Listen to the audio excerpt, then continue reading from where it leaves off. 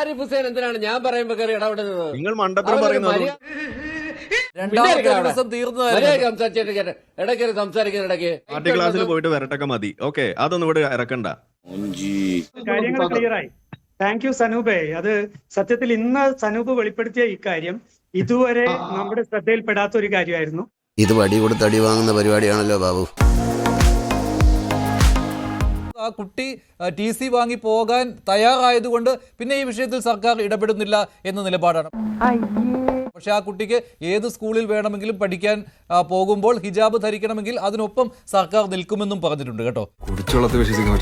ഞാൻ കുട്ടിക്കാലത്ത് നമ്മളെ പഠിപ്പിക്കാൻ വേണ്ടി നമ്മളെ മാതാപിതാക്കൾ ശ്രമിച്ചപ്പോൾ അവർക്ക് വേണ്ടിയിരുന്നത് എന്താണ്? ഇസ്ലാമിക അന്തരീക്ഷത്തിലുള്ള ഒരു സ്കൂൾ വേണം. നോക്കിയപ്പോൾ നമ്മുടെ തൊട്ടടുത്ത് നടന്നു പോകുന്ന ദൂരത്തിൽ സർക്കാർ സ്കൂൾ ഉണ്ടെങ്കിലും എന്നെ വിട്ടത് ഒരു ഇസ്ലാമിക് സ്കൂളിലേക്കാണ്. എന്താ കാരണം? അവർ തെരഞ്ഞെടുത്ത ആ സർവീസ് അത് വേണമെന്നതിന്റെ അടിസ്ഥാനത്തിലാണ്. ഇവിടെ അങ്ങനെ ചൂസ് ചെയ്യാനുള്ള ഓപ്ഷൻ പണ്ടേ ഉണ്ട്, മുന്നേ ഉണ്ട്. അപ്പൊ അത് ചൂസ് ചെയ്യാതെ നമ്മൾ ഒരു സാധനം എടുത്തിട്ട്, നമ്മൾ ഐഫോൺ എടുത്തിട്ട് നമുക്ക് അതിനകത്ത് ആൻഡ്രോയിഡ് ഓപ്പറേറ്റിംഗ് സിസ്റ്റം വേണമെന്ന് പറഞ്ഞാൽ എങ്ങനെ നടക്കുമോ? ഇല്ല. അപ്പൊ നമുക്ക് അവിടെ ഓപ്ഷൻ അവിടെ ഉണ്ടായിരിക്കും, അത് തെരഞ്ഞെടുത്തില്ല എന്നുള്ളതാണ് ഈ കുട്ടിയുടെ പാരന്റ്സിന്റെ ആദ്യത്തെ മിസ്റ്റേക്ക്. അവിടെ നമ്മൾ കാണുന്നത് എന്താണ്? അവിടെ ഒരു സ്കൂൾ യൂണിഫോം ഉണ്ട്. അവിടെ ആ യൂണിഫോം അങ്ങനെ നിഷ്കർഷിക്കാനുള്ള അവകാശം ആ മാനേജ്മെന്റിനുണ്ട്. അത് ശരിയാ. ഇനി ആ മാനേജ്മെന്റ് കാര്യം പറയുമ്പോൾ അതൊരു ക്രിസ്ത്യൻ മൈനോറിറ്റി ഇൻസ്റ്റിറ്റ്യൂഷൻ ആണ്. ഈ മൈനോറിറ്റി എന്ന് പറയുമ്പോൾ ഇവിടെ വലിയ സംസാരം, വലിയ പ്രസംഗമൊക്കെ നടത്തുന്ന ആളുകളോട് എനിക്ക് ചോദിക്കാനുള്ള കാര്യമാണ്, നിങ്ങൾ മൈനോറിറ്റി സംരക്ഷണത്തിന് വേണ്ടി നിൽക്കുന്ന ആളുകളല്ലേ? കേരളത്തിലെ, ഇന്ത്യയിലെ ഏറ്റവും വലിയ മൈനോറിറ്റി ആരാണ്? അത് ഇവിടുത്തെ ക്രിസ്ത്യാനികളല്ലേ? അവരുടെ നിയമങ്ങൾക്കുള്ള പരിരക്ഷ നിങ്ങൾ കൊടുക്കുന്നുണ്ടോ? ഇല്ല. നിങ്ങൾ ഇപ്പൊ സംസാരിച്ചുകൊണ്ടിരിക്കുന്നത് എന്താണ്? വേറൊരു മൈനോറിറ്റി, അവരെ മൈനോറിറ്റി എന്ന് പോലും വിളിക്കാൻ കഴിയില്ല. അങ്ങനെ നോക്കുകയാണെന്നുണ്ടെങ്കിൽ അവർക്കുള്ള അവകാശത്തിന്റെ ആ സാധനം പറഞ്ഞുകൊണ്ട് നിങ്ങൾ വേറൊരു മൈനോറിറ്റിയുടെ അവകാശത്തെ നിങ്ങൾ ഹനിക്കുന്നു. ഇത് നിങ്ങൾ നടത്തുന്ന കോൺസ്റ്റിറ്റ്യൂഷണൽ വയലേഷനാണ്. ആർട്ടിക്കിൾ 30 കൊടുക്കുന്ന വയലേഷനാണ് നിങ്ങൾ ചെയ്യുന്നത്. അപ്പൊ അത് നിങ്ങൾ തിരിച്ചറിയുന്നില്ല. മാത്രമല്ല, നിങ്ങൾ മൈനോറിറ്റി സംരക്ഷകരാണ് എന്നുള്ള ആ ഒരു കെട്ട് ചമച്ച ഒരു സാധനം, ആ സാധനം വെച്ചുകൊണ്ട് നിങ്ങൾ സത്യത്തിൽ ഇവിടെ മറ്റൊരു മൈനോറിറ്റിയെ കൊന്നു കുഴിച്ചുകൊണ്ടാണ്. എന്തിന്റെ പേരിൽ?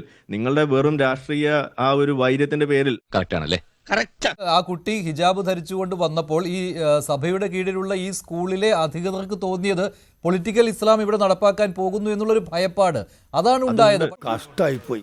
അത് ആ കുട്ടിയുടെ കുടുംബത്തിന്റെ ഒരു ആഗ്രഹമായിരുന്നു അങ്ങനെ വരണമെന്ന്. പിന്നീട് അവർ അതിൽ നിന്ന് പിന്മാറുകയും ചെയ്തു.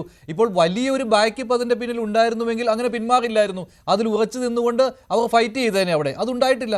അതേതായാലും നന്നായി. അത് ഞാൻ പറഞ്ഞുതരാം. അതാണ് ഞാനിവിടെ പറഞ്ഞു വരുന്നത്. ഇത്തരം തീവ്രവാദ കൂട്ടങ്ങൾ അവർ വെക്കുന്ന അജണ്ടകളുടെ ഇരകളായിട്ട് മാറുന്നത്, ആദ്യത്തെ ഇരകൾ എന്ന് പറയുന്നത് സാധാരണ മുസ്ലിങ്ങളാണ്. ഇത് ഇവർക്ക് തിരിച്ചറിയാൻ കഴിയില്ല. ശരിയല്ലേ? ഈ മുസ്ലിങ്ങളെ പറഞ്ഞു പറ്റിക്കുന്നത് എങ്ങനെയാണ്? ഞങ്ങളാണ് നിങ്ങളുടെ രക്ഷകർ എന്ന് പറഞ്ഞുകൊണ്ട് കുറെ ആളുകൾ അവരെ പിന്നാലെ കൂടിയിരിക്കുകയാണ്. അവർ കൊടുക്കുന്ന ആ ഒരു ട്രാപ്പിലേക്ക് ഇവർ വീഴാണ്. ഇവിടെ അങ്ങനെ അതിന്റെ പിന്നിൽ പ്രവർത്തിച്ച ആളുകൾ മുഴുവൻ വെള്ളരിപ്രാവായിട്ട് മാറാണ്. SDPI, പോപ്പുലർ ഫ്രണ്ട് ഒന്നും ഇപ്പൊ ഇവിടെ ഒരു പ്രശ്നമൊക്കെ ഉണ്ടാക്കിയിട്ടില്ല. അവർക്ക് ഇതിനകത്ത് കുത്തിത്തിരിപ്പിൽ ഒരു പങ്കുമില്ല എന്നുള്ള രീതിയിലേക്ക് വരുന്നിടത്താണ് ഇതിന്റെ പ്രശ്നം. അവിടെയാണ് ഞാൻ ചോദിക്കുന്നത്, ഈ പ്രശ്നം ഇങ്ങനെ ഉണ്ടായതിന് പകരം ഇത് കാവിത്തുണി അണിയാനുള്ള അവകാശത്തിന് വേണ്ടിയിട്ടാണ് ഇവിടെ ഒരു വലിയ പ്രശ്നമായി മാറിയത്. അത് നിഷേധിക്കുന്ന അവസ്ഥയിലേക്കാണ് കന്യാസ്ത്രീ വന്നതെന്നുണ്ടെങ്കിൽ നിങ്ങൾ എന്താ പറയാ? ഇത് ഹൈന്ദവവൽക്കരണം, ഹിന്ദുത്വ തീവ്രവാദം, ഹിന്ദുത്വ ഭീകരത എന്ന് നിങ്ങൾ പറയാമെങ്കിൽ നിങ്ങൾക്ക് എന്തുകൊണ്ട് ഇത് ഇസ്ലാമിക ഭീകരത എന്ന് നിങ്ങൾക്ക് പറയാൻ കഴിയുന്നില്ല? കാസോ അടക്കമുള്ള വർഗീയ തീവ്രവാദികളുണ്ടല്ലോ, അവരുടെ ഇടപെടലുകൾ ഈ സ്കൂളിൽ, സെൻട്രൽ സ്കൂളിൽ വളരെ കൃത്യമായിട്ട് കാസയുടെ ഇടപെടലുകൾ ഉണ്ടായിട്ടുണ്ട്. ആരാണ് കാസ എന്ന് പറയുന്നത്? എന്താണ് കാസ എന്ന് പറയുന്ന? RSSന്റെ ബൈ പ്രൊഡക്റ്റ് ആണ്. സ്കൂളിലെ വിദ്യാർത്ഥികൾക്ക് നമ്മൾ പറഞ്ഞു കൊടുക്കുന്ന അറിവുണ്ട്. എന്താണത്? അതൊരു മതേതരത്വവും സൗഹാർദ്ദവും സാഹോദര്യത്തിന്റെയും അന്തരീക്ഷം അവരെ പഠിപ്പിച്ചു വിടുകയാണ്. അല്ല, അവിടെ SDPI എന്ത് കാര്യമാണ്? അല്ല, ആ സ്കൂളിൽ SDPI എന്ത് കാര്യമാണുള്ളത്? SDPIക്ക് സ്കൂളിനകത്ത് കാര്യമുണ്ട് എന്ന് ഞങ്ങൾ ഇതുവരെ പറഞ്ഞിട്ടില്ല. ഇതുവരെ ഞങ്ങൾ അത്തരത്തിലുള്ള ഇടപെടലുകൾ നടത്തിയിട്ടില്ലല്ലോ. അല്ല, പിതാവ് വന്ന് SDPIയോട് പരാതി പറഞ്ഞു, അപ്പോൾ SDPI ഇടപെട്ടു എന്ന് താങ്കളാണ് പറയുന്നത്. SDPIയിൽ പ്രവർത്തിക്കുന്ന പ്രവർത്തകർ ആ പിതാവിന്റെ സുഹൃത്തുക്കളാണ്, ആ പരിസരത്ത് ജീവിക്കുന്നവരാണ്. നാട്ടിലൊരു ഇഷ്യൂ ഉണ്ടാകുമ്പോൾ സ്വാഭാവികമായിട്ടും നമ്മൾ പലരുമായിട്ട് ഷെയർ ചെയ്യുന്നത് പോലെ അവരോട് സഹായം തേടി അവരോട് കാര്യങ്ങൾ സംസാരിച്ചു. അത് ശരി. അപ്പൊ അങ്ങനെയാണല്ലേ? കാര്യങ്ങൾ ക്ലിയറായി. താങ്ക് യു സനൂപേ. അത് സത്യത്തിൽ ഇന്ന് സനൂപ് വെളിപ്പെടുത്തിയ ഇക്കാര്യം ഇതുവരെ നമ്മുടെ ശ്രദ്ധയിൽപ്പെടാത്ത ഒരു കാര്യമായിരുന്നു. അതായത് നാട്ടിൽ പ്രശ്നം ഉണ്ടാക്കാനായിട്ട് SDPIയെ ഈ രക്ഷിതാവ് ഉപയോഗപ്പെടുത്തിയ വളരെ മോശമായി. അല്ല, SDPIയുടെ ഇടപെടലിന് ശേഷമാണ് ഈ സ്കൂൾ പൂട്ടേണ്ടി വന്നത്. 2 ദിവസം പൂട്ടിയിടേണ്ടി വന്നത്. ആരും ഇനി ഇത് ആവർത്തിക്കരുത്. ഇവിടെ നടക്കുന്ന ശ്രമം എന്ന് പറയുന്നത് ഈ ഒരു പ്രശ്നത്തിൽ ഇപ്പൊ നടക്കുന്ന ചർച്ചകളിൽ SDPIക്ക് പ്രത്യേകിച്ച് എന്താണ് പ്രശ്നമൊന്നുമില്ല. അവരൊരു വെള്ളരിപ്രാവുകളുടെ ഒരു സംഘമാണ്, ഒരു കൂട്ടമാണ് എന്നൊരു പ്രതീതി ഉണ്ടാക്കാനുള്ള ഒരു അവസരമായിട്ടാണ് ഇതിനെ ഉപയോഗിക്കുന്നത്. വണ്ടി എടുക്കട്ടെ മോളെ. ഇതാണ് ഇവര് നടത്തുന്ന ഒരു കള്ളത്തരം എന്ന് പറയുന്നത്. ഇത് നമ്മളിവിടെ മനസ്സിലാക്കണം. ഞങ്ങൾ ഏതെങ്കിലും തീവ്രവാദത്തിൽ ഏർപ്പെടുന്നൊക്കെ ചെയ്തത് ജോസഫ് മാഷ കൈവിട്ട് കേസ് മുതൽ ഇവിടെ മറ്റു പല ആളുകൾ വെട്ടിക്കൊന്നത് മുതൽ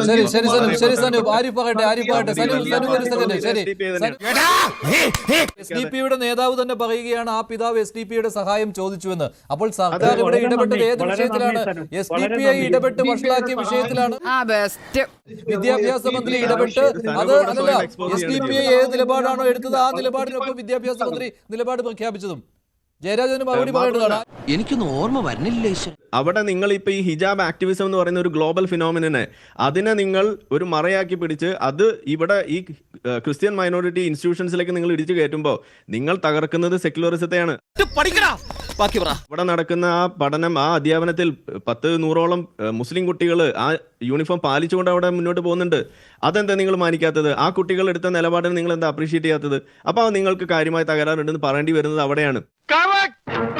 പിന്നെ ഒരു കാര്യം കൂടി, ഇന്ന് മറ്റൊരു പോസ്റ്റും കൂടി ഇവിടെ ശ്രദ്ധയപ്പെട്ടിരുന്നു. ഇതേപോലെ ഹിജാബ് വിഷയം എവിടെയെങ്കിലൊക്കെ നിങ്ങളുടെ ശ്രദ്ധയിലുണ്ടെങ്കിൽ റിപ്പോർട്ട് ചെയ്യൂ എന്ന് പറഞ്ഞിട്ട് ഒരു പോസ്റ്റർ കറങ്ങി നടപ്പുണ്ട് സുപ്രഭാതം പത്രത്തിന്റെ പേരിൽ.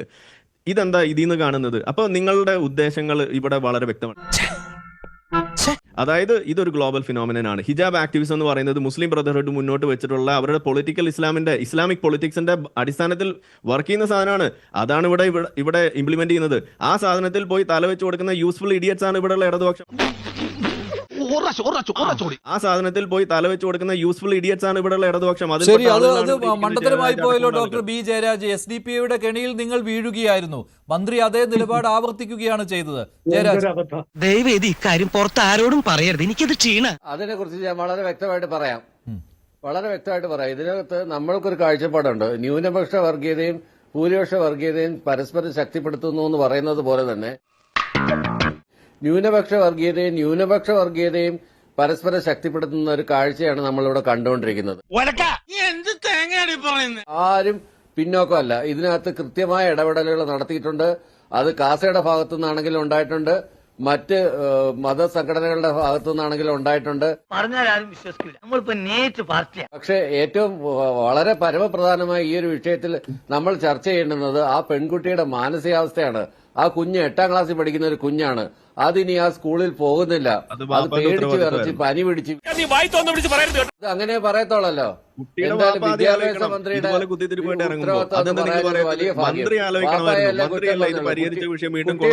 ഉത്തരവാദിത്വം തന്നെയാണ്. കാര്യം കുട്ടിയെ രണ്ടാമത്തെ ദിവസം തീർന്നതായിരുന്നു. ഇടയ്ക്ക് സംസാരിക്കുന്ന ഇടയ്ക്ക് ഡോക്ടർ ബി ജയരാജ് ആ വിഷയം രണ്ടാമത്തെ ദിവസം തീർന്നതായിരുന്നു. ഡോക്ടർ ബി ജയരാജ് അവിടെ കുത്തിപ്പൊക്കിയത് മന്ത്രിയാണ്. ഡോക്ടർ ബി ജയരാജ് അവിടെ കുത്തിപ്പൊക്കിയത് മന്ത്രിയാണ്. മന്ത്രി ഒന്നും കുട്ടിപ്പൊക്കെയൊന്നും അല്ല. ഇതിനകത്ത് ഹൈബി വീടനും മറ്റാളുകളും ചെന്ന് അവരെ ഫോഴ്സ്ഫുള്ളി ഇതിനകത്ത് ഒരു ഉണ്ടാക്കാൻ വേണ്ടിയിട്ട് അങ്ങനെ പറയിപ്പിച്ചതാണ്.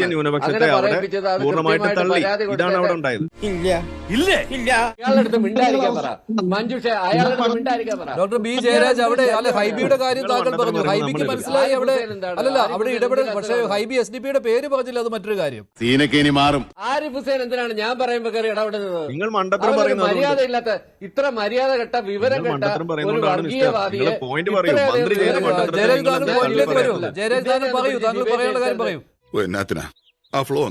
മഞ്ജുഷേ പോയിന്റ് പറയണോ വേണ്ടെന്ന് ഞാൻ തീരുമാനിക്കാം. താനാദ്യം വായടക്കേ, കളിക്കുന്നത് കുറച്ചുകൂടെ മര്യാദക്കൊക്കെ സംസാരിക്കേ. ഒരാളെ സംസാരിക്കാൻ അനുവദിക്കാതെ ഇയാള് പറയാനാണോ പോയിന്റ് പറയാൻ ഞാനിരിക്കുന്നത്? ചോദിക്കുന്ന ഉത്തരങ്ങൾക്ക് ഞാൻ പറയും. താങ്കൾ മിണ്ടായിരിക്കട്ടെ. ആദ്യമേ എനിക്ക് സംസാരിക്കാൻ